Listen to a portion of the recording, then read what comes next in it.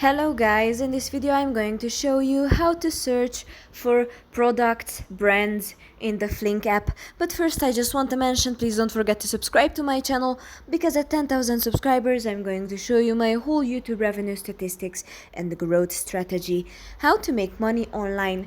So let's jump into it. Open the Flink app.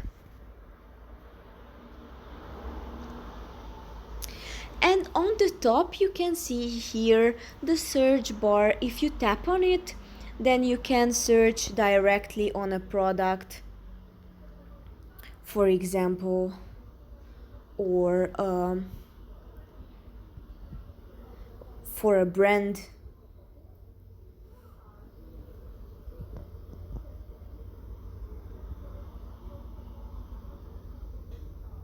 And here you can find it. You just have to type your brand name or product name. That's pretty much for this video. I hope it was helpful for you. If it was, please consider subscribing, and see you in the next one.